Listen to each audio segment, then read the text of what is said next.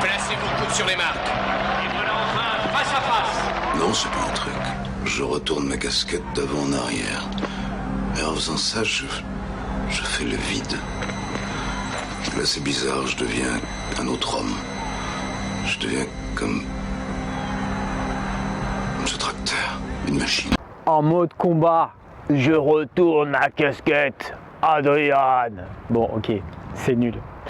Mais tu dois comprendre qu'effectivement, dans la vie, parfois, on passe en mode combat. J'ai envie d'aborder avec toi pour ce dernier point 2 domaines d'engagement. Le premier, c'est ce qu'on appelle l'arène externe.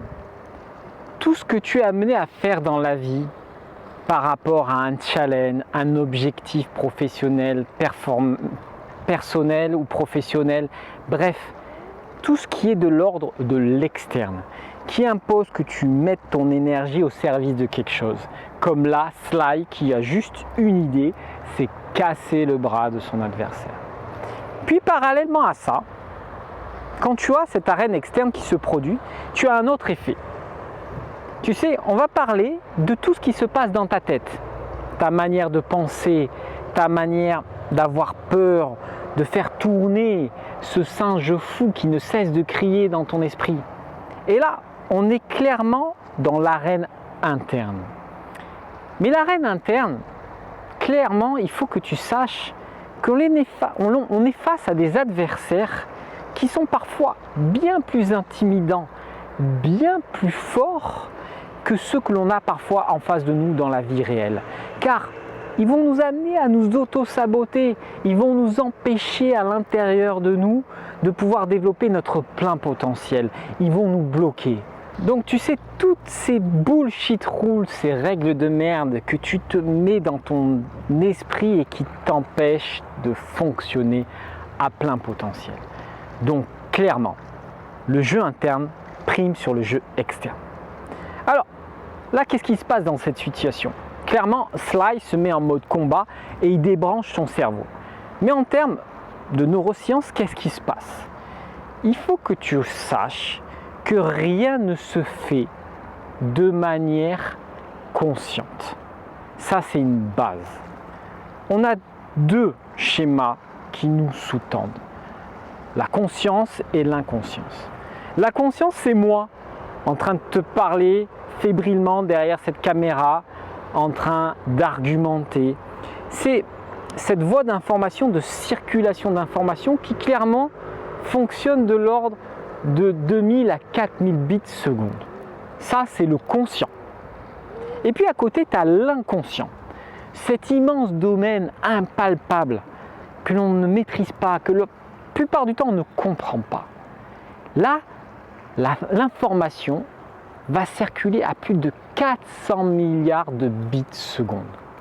Tu entends bien, 400 milliards de bits secondes. Prends un Playmobil. Imagine la Tour Eiffel. C'est le rapport qu'il y a entre ton conscient et ton inconscient. Donc, qu'est-ce que tu dois retenir? Rien ne se fait avec la conscience de le faire. Il vaut mieux parfois visualiser très clairement le succès et la victoire plutôt que de le dire. Trop d'instructions est pire que pas du tout.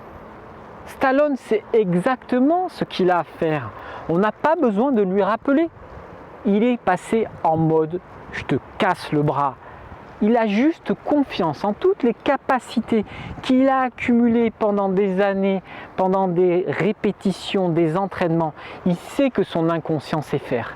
Pas de blabla, excuse-moi, juste de l'action. J'ai aussi envie que tu retiennes la définition de la performance. Clairement, la performance, c'est le potentiel moins les interférences. Le potentiel, il est en toi. Il ne demande qu'à grandir par l'entraînement, par l'envie, par l'intention. Mais si par contre, tu laisses tourner dans ta tête ce transistor qui ne cesse de passer des infos qui te nuisent et qui t'empêchent d'avancer, tu ne peux pas performer. Tu ne peux pas performer. Donc aujourd'hui, ce que tu dois retenir, c'est que ton cerveau est une fabuleuse machine. qui peut t'amener à vivre des expériences, à aller sur des contrées, dans des domaines dont tu ne soupçonnes même pas l'existence. Mais tu dois juste comprendre que pour y aller, pour activer tout ça, il faut juste que ton esprit le croie. Aie confiance en ta capacité cérébrale à faire. Aie confiance en ton inconscient à produire. Et là, tout se déclenchera.